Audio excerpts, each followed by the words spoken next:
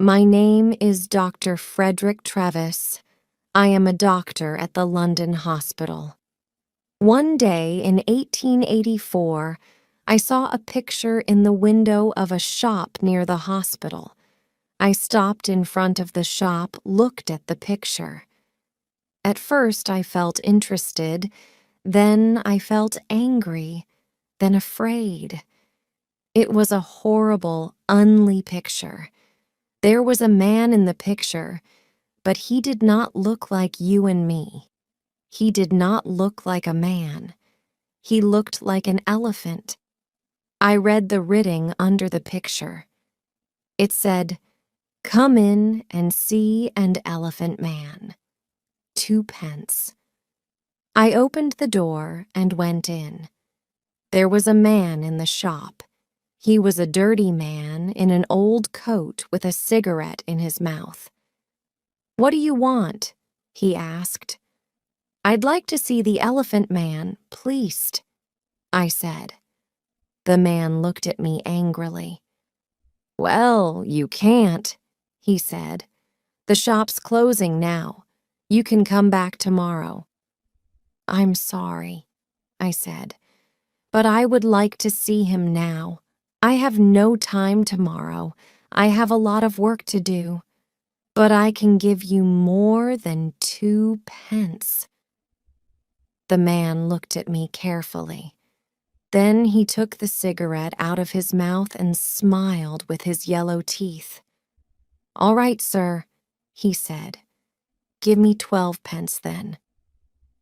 I gave him the money and he opened a door at the back of the shop. We went into a little room. The room was cold and dark, and there was a horrible smell in it. A creature sat on a chari behind a table. I say a creature because it was not a man or a woman like you or me. The creature did not move or look at us. It sat very quietly on the chair in the cold, dark, dirty room and looked at the table. The creature had a cloth over its head because of the cold. On the table in front of it, there was a dead flower. "Stand up," said the shopkeeper loudly. The creature stood up slowly. It took the old cloth off its head and put it on the chair. I looked at the creature and felt sad. I am a doctor, so I know a lot about accidents and ill people. I see horrible, ugly things every day. But this creature, this thing, was the worst of all.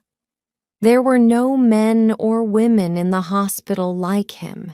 He wore some old trousers, but no shirt, coat, or shoes, so I could see his body very well.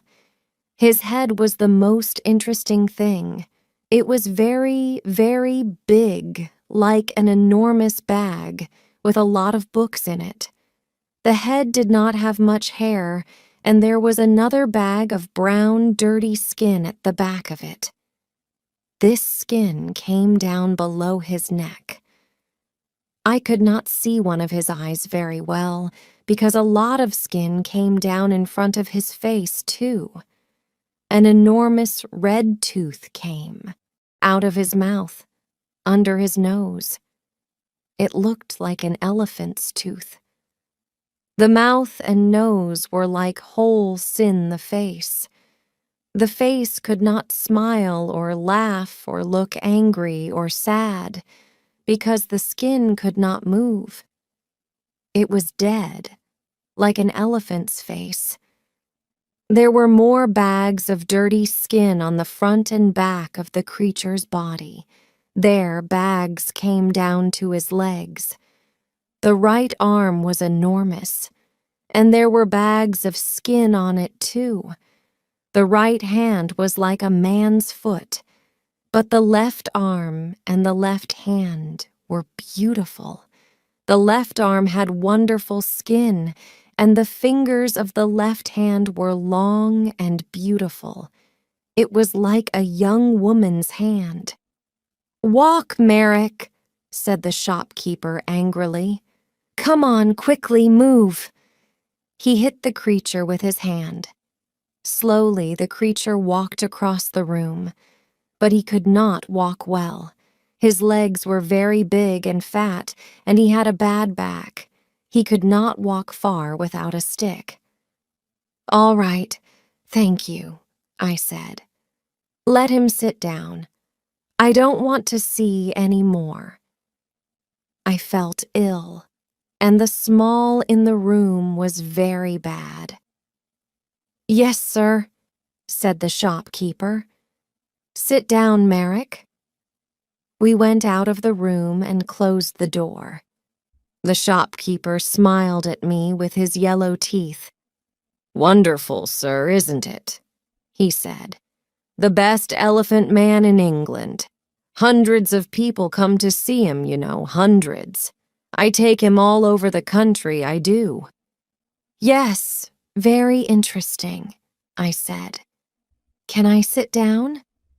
"Yes, sir, of course. Here's a chair." He looked at me, smiling. "Would you like a glass of water, sir?" "Yes, please," I said. Then I looked at the things in the dirty shop. There were 2 or 3 bad apples and some old black bananas. That was all. No, thank you. I'm all right," I said. Did you call the creature Merrick?" "That's right, sir. Joseph Merrick, the best elephant man in England. I take him all over the country, you know. Lots of people want to see him." "Yes, I see. Do you get a lot of money?" "Well, sometimes we do, sir." "Yes. But it's difficult, you see, sir, because of the police. The police don't like us, you see, sir, so we can't stay in a town very long. We usually move every week." "Yes, I see. Well, anyway, Mr. Silcock, sir. Simon Silcock." "Yes. Well, Mr. Silcock, I'm a doctor at London Hospital. My name is Dr. Travis. I think this man, Joseph Merrick, is very interesting, and I would like to see him at the hospital. I want to look at him more carefully, you see." "Yes, sir, I see. But how can he get to the hospital? It's going to be difficult." "Why, man, the hospital's not far from here." "Well, yes, sir, I know. But you see, Merrick can't walk very well. He needs help." "You can come with him? Do you want more money? Is that it?" "Well, yes, sir, I do. But you see, people are afraid of him too. In the road, little boys always run after him and hit him. Then the police get angry because people are afraid. Sometimes they take us to prison." "I see," I said. "Well, how can he come to the hospital then?" "Bring a cab, sir," said Silcock. "You can take him to the hospital in a cab." So next day, at 7 o'clock, I came to the shop in a cab. There were not very many people in the road because it was very early in the morning. In November, it is dark at 7 o'clock in the morning, and I could not see the shop very well. I waited 5 minutes. A postman walked past.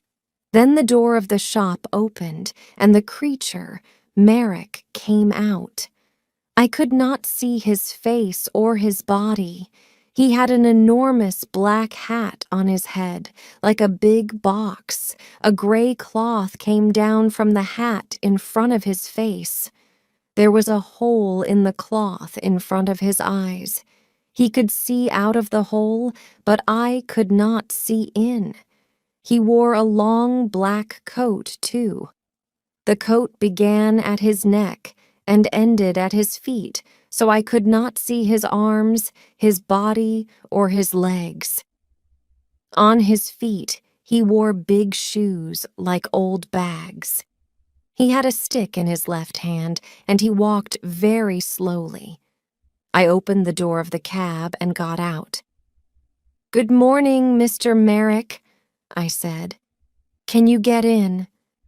"Help my up a steps," he said. "I'm sorry," I said.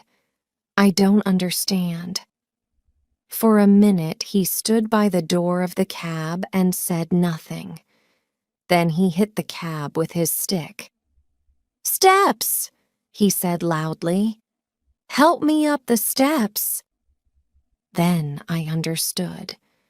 There were 3 steps up into the cab, and he could not get up them. "Yes, I see. I'm sorry," I said. "Let me help you." I took his left hand and began to help him. My right hand was behind his back. I felt very strange. His left hand was like a young woman's, but his back under the coat was horrible. I could feel the bags of old skin on his back under the coat. He put one enormous foot on the first step, and then he stopped. After a minute, he moved his second foot slowly.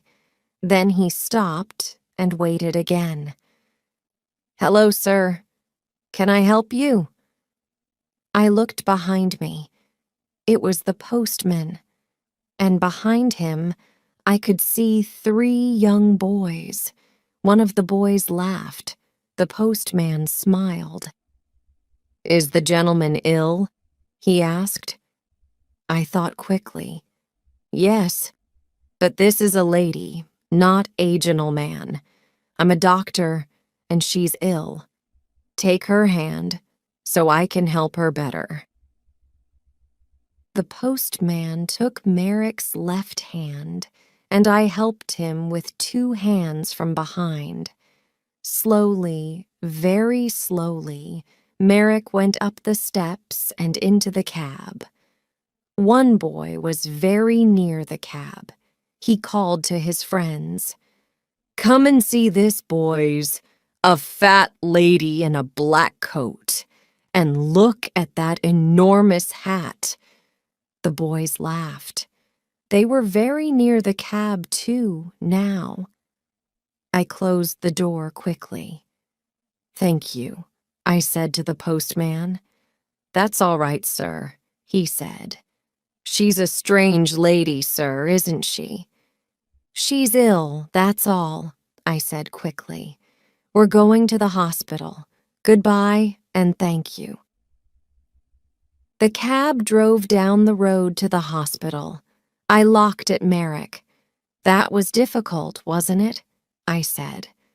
At first he said nothing, but then he spoke. His voice was very strange, but I listened to him carefully, and I could understand him. "The steps were very difficult," he said, "but most things are difficult for me."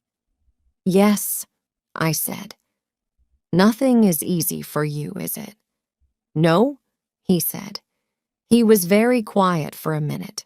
Then he said, "Who are you, sir?" "Who am I? Oh, I'm sorry. My name is Dr. Travis. Here, this is my card." I gave him a card with my name on.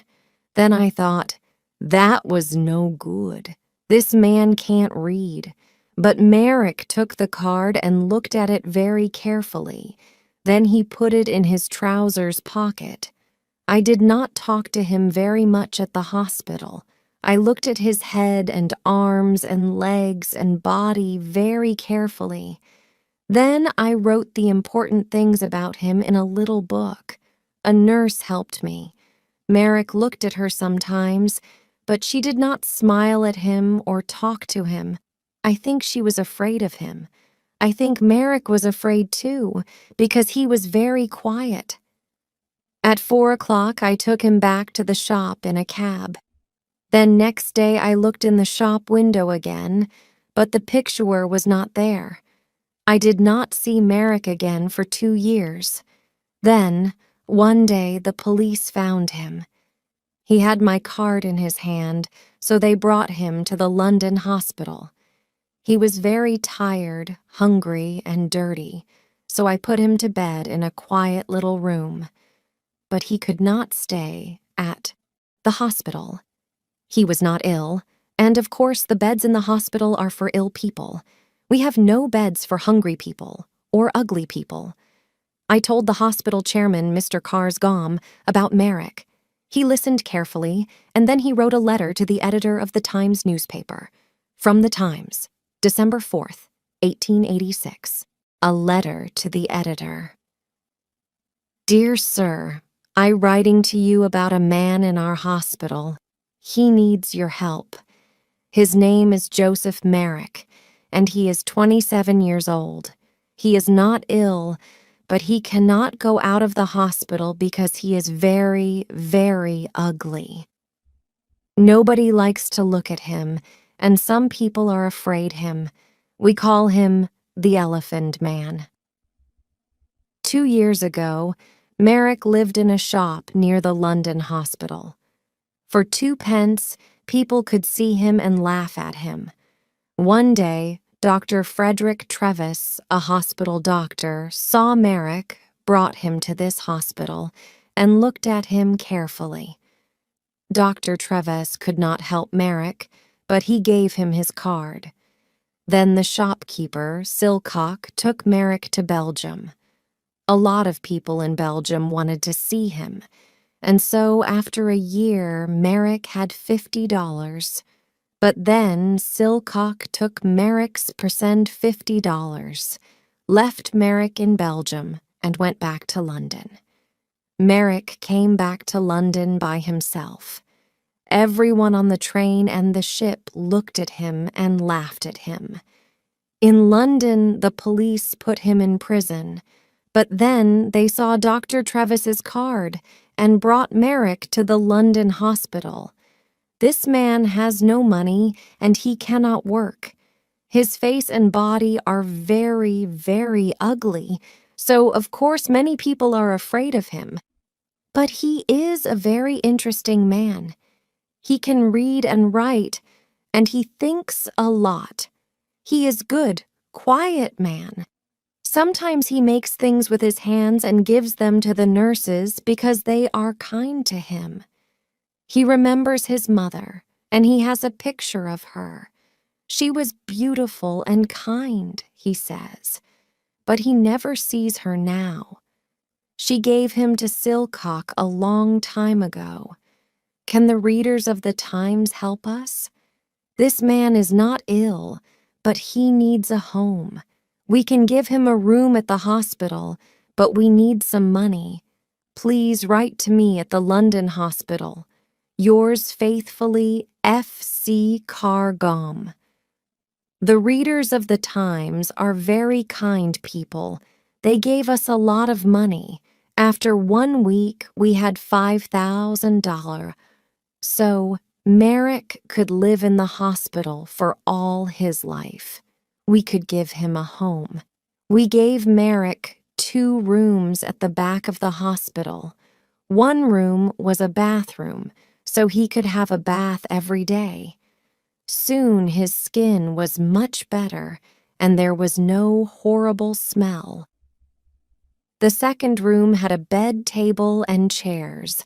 I visited him every day and talked to him. Helived reading and talking about books. All first, he did not know many books, the Bible, and 1 or 2 newspaper, that's all. But I gave him some books of love stories, and he liked them very much. He read them again and again, and talked about them often. For him, the men and women in these books were alive, like you and me. He was very happy. But sometimes it was difficult for him. At first, 1 or 2 people in the hospital laughed at Merrick because he was ugly. Sometimes they brought their friends to look at him. One day, a new nurse came to the hospital, and nobody told her about Merrick. She took his food to his room and opened the door. Then she saw him. She screamed, dropped the food on the floor, and ran out of the room. I was very angry with the nurse and went to see Merrick. He was not happy about it, but he was not very angry. I think he felt sorry for the girl. "People don't like looking at me. I know that, Dr. Travis," he said. "They usually laugh or scream." "Well, I don't want nurses to laugh at you, Joseph," I said angrily. "I want them to help you." "Thank you, doctor," he said in his strange, slow voice. "But it's not important. Everyone laughs at me. I understand that." I looked at him sadly. In his one good hand, his left hand, he had the little picture of his mother. He looked at the picture for a minute and then put it by a flower on the table. A tear ran out of his eye and down the skin of his enormous, ugly face. "Dr. Travis," he said slowly, "you and the nurses are very kind and I'm very happy here. Thank you very much, but I know I can't stay here long, and I would like to live in a lighthouse after the hospital. Please, a lighthouse or a home for blind people. I think those are the best places for me." "What do you mean?" I asked. "Why?" He did not look at me. He put the flower on the picture and looked at it carefully. "Lighthouses have sea all round them, don't they?" he asked. "Nobody could look at me in a lighthouse, so I would be happy there. And blind people can see nothing, so they couldn't see me, could they?"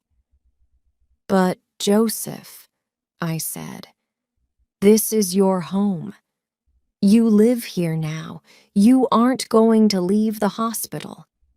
"Not today, perhaps," he said, "but soon. You are a kind man, Dr. Travis. But I can't stay here very long. I have no money." I smiled. "Joseph," I said, "this is your home now. Don't you understand? You can stay here all your life." Very carefully, I told him about the letter to the Times and the money. I don't think he understood at first, so I told him again. He was very quiet for a minute. Then he stood up and walked up and down the room very quickly. A strange sound came from him, like laughing. I did want Merrick to live by himself, like a man in a lighthouse. He read his books and talked to me, but I wanted him to talk to more people, and I wanted him to talk to women. Merrick read about women in his books, but he did not often talk to women. He met the nurses every day, but they did not talk to him very much. For them, he was always a creature, not a man. One day, one of my friends, a beautiful young woman, came to the hospital. I told her about Merrick and took her to his room. She opened the door and smiled at him. "Good morning, Mr. Merrick," she said. Then she shook his hand. Merrick looked at her for a minute with his mouth open. Then he sat down on his bed with his head in his hand and cried. He cried for nearly 5 minutes. The tears ran down his face, between his fingers, and onto the floor. My friend sat on the bed beside him and put her hand on his arm. She saw nothing, but she smiled at him and shook his hand again before she left. Dr. Travis, he said to me that night, "That lady was wonderful. My mother smiled at me once, many years ago, but no women smile at me now. But this lady smiled at me too, and she shook my hand." A beautiful lady smiled at me and shook my hand. My young lady friend came again the next week and talked to Merrick for half an hour. The week after that, she came again with a friend. They gave him some books and had a cup of tea with him. It was wonderful for him. For the first time in his life, he had some friends. He was a very happy man. He sat in his room and read his books and said no more about living on a lighthouse. People began to read about Merrick in the newspapers, so he had a lot of visitors. Everybody wanted to see him. A lot of important ladies and gentlemen visited him. They smiled at him, shook his hand, and gave him books. Merrick liked talking to these people, and he began to forget about his ugly body. His visitors never laughed at him. He began to feel like a man, not a creature. Forget about his ugly body. His visitors never laughed at him. He began to feel like a man, not a creature. One wonderful day, a very important lady came to the hospital to visit him. I met the lady and took her to his room. Then I opened the door and smiled at him. "Good morning, Joseph," I said. "There is a new visitor to see you today, a very famous lady." Merrick stood up beside his table. He did not smile because his face could not smile, but his eyes looked happy. "That's good," he said. "Who is it?" I moved away from the door, and the visitor walked in. "Your Majesty, this is Joseph Merrick," I said. "Joseph, this is Her Majesty, Queen Alexandra, the Queen of England." Queen Alexandra smiled at him. "How do you do, Mr. Merrick?" she said. "I'm very pleased to meet you." Then she shook his hand. Merrick did not move. For nearly half a minute he stood and looked at her with his mouth open.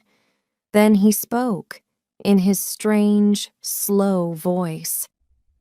How do you do, Your Majesty?" he said. But I don't think the Queen understood him, because he tried to get down on his knees at the same time. It was very difficult for him, because of his enormous legs. "No, please, Mr. Merrick, do get up," said the Queen. "I would like to talk to you. Can we sit at your table?" Yes, of course," he said. They sat at the table. She took his left hand, the good hand, in hers.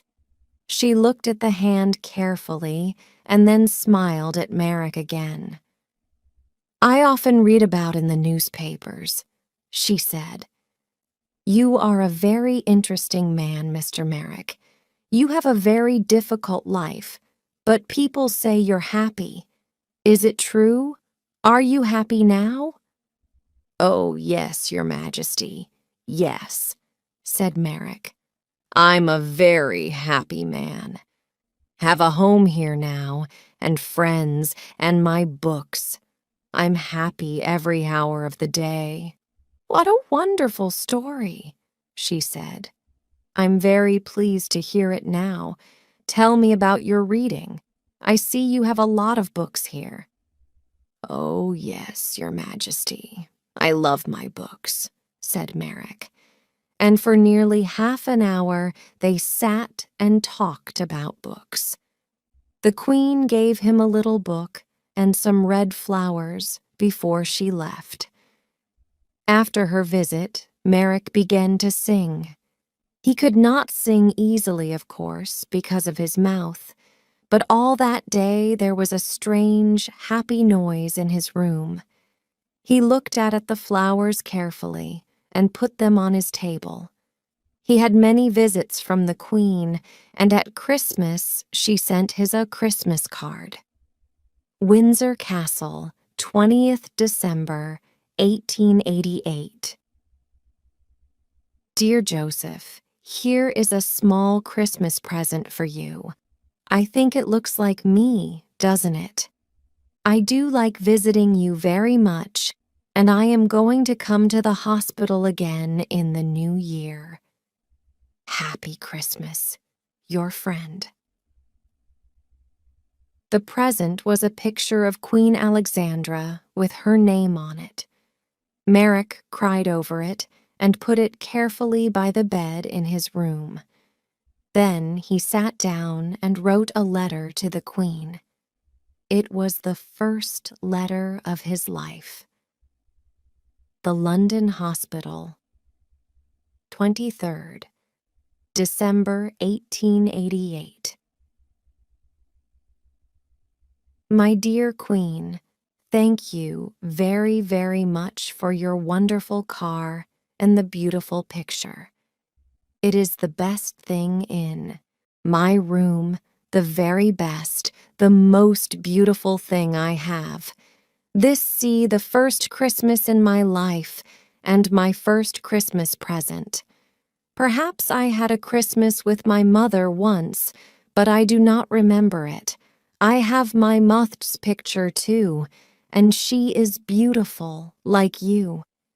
But now I know many famous ladies and kind people, like Dr. Travis, and I am very happy, man. I am happy too because I am going to see you in the new year. Happy Christmas to you, my dear friend, with all my love, Joseph Merrick. Merrick had a lot of friends now, but he was more like a child than a man. He could read about things and talk to his visitors, but he could not go out of the hospital by himself. He thought and played like a child. After Christmas, he wanted to go to the theater. This was very difficult because I did not want the people in the theater to see him. But a kind lady from the theater, Mrs. Kendall, helped us. We bought tickets for a box at the side at the theater we went to. The theater in a cab with dark windows, and we went into the theater by a door at the back, the Queen's door. Nobody say us. 3 nurses sat at the front of the box, and Merrick and I sat in the dark behind them. Nobody in the theater could see us, but we could see the play. It was a children's Christmas play. Merrick loved it. It was a most wonderful, exciting story. Often he laughed, and sometimes he tried to sing like the children in the theater. He was like a child. For him, everything in the story was true. Once he was very afraid because the bad man in the play was angry and had a knife. At first, Merrick wanted to leave the theater, but I stopped him. Then he was very angry with this bad man in the play. He hit his hand on his chair and stood up and talked to the man, but nobody heard him. When 42 the bad man went to prison, Merrick laughed. Merrick thought the beautiful young lady in the play was wonderful. He wanted to talk to her, too. At the end of the play, he was very happy because she married a good young man. He remembered this play for a long time, and he talked a lot about the people in it. What do you think they did after we left? he asked me. Where do the young lady and the young man live? What are they doing now? I don't know, I said. Perhaps they live in the country. Merrick thought about this for a long time. Then he said, Dr. Travis, can I go to the country, please? I saw the country once from a train, but I never went there. I often read about it in books. It's very beautiful, isn't it? I would like to see it. The visit to the theater was difficult, but a visit to the country was more difficult. But again, one of his new friends helped us. She had a small house in the country, and Merrick could stay in it for the summer, she said. I took Merrick to the country in a train with dark windows so nobody could see him. Then we went in a cab to the country house. There were a lot of trees near the house, but no people lived near it. A country man brought food to the house every day, but no people came near it.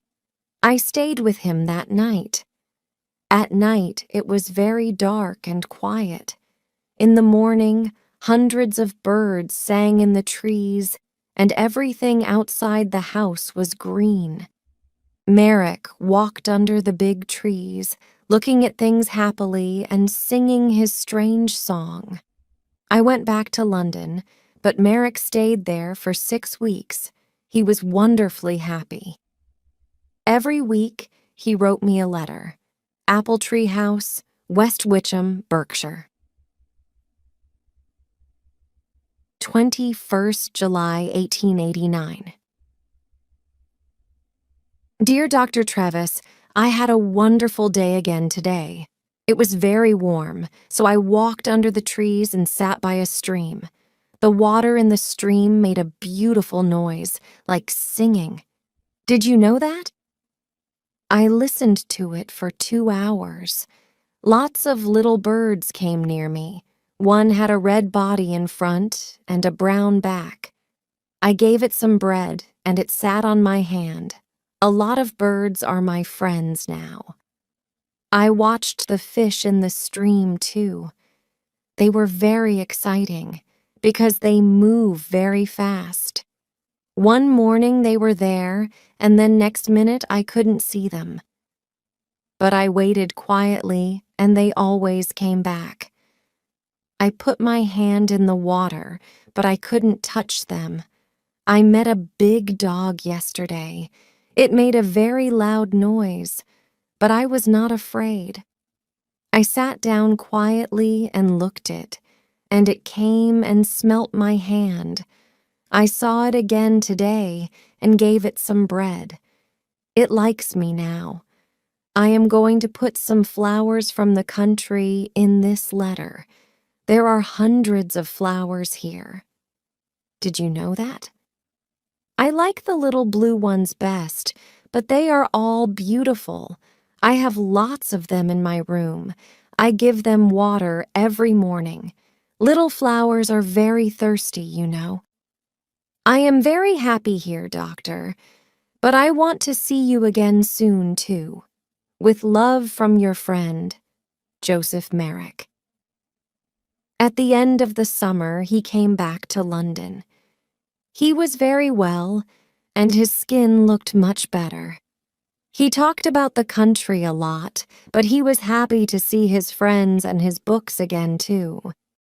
6 months later, in April 1890, I found him dead in bed.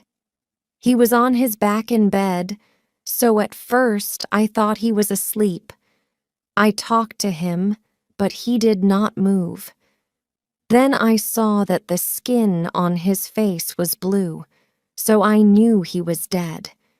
He could only sleep with his arms around his legs and his head on his knees. He did not usually sleep on his back. His enormous head was very heavy, so he usually sat up in bed with his arms round his legs and his head on his knees. He could sleep well like this. but he wanted to sleep on his back, like you and me. He tried to sleep on his back that night, but his heavy head came off the bed and he broke his neck. He died very quickly. Next day, the chairman of the London hospital, Mr. 𝐒𝐭𝐨𝐫𝐢𝐞, wrote to the editor of the Times again. I found him dead in bed. The Times, April 16th, 1890. Dear Sir, 3.5 years ago, I wrote to you about a man called Joseph Merrick. This man was called the Elephant Man because he was born with a very ugly body. Merrick was not ill, but he could not work, and he had no money. The readers of the Times felt sorry for him, and they gave me a lot of money for Merrick. Because of this money, we could give Merrick a home in the London hospital. It was his first good home, and for 3.5 years he lived here happily. The doctors and nurses of the hospital helped him, and many important people visited him. He read many books, he went to the theater, and in the summer he stayed in the country for 6 weeks. Because of your readers' money, we could give him a happy life. Last night, Joseph Merrick died quietly in his bed. He was a man with a very ugly body, but he was a good, kind man, and he had a lot of friends. We liked to talk to him, and we are all very sorry because he is dead. A lot of people are going to remember him for a long time. There is some money left, so I am going to give it to the hospital. Thank you, sir, for your help. Yours faithfully, 𝐿𝐭𝐨𝐫𝐞, Chairman of the London Hospital.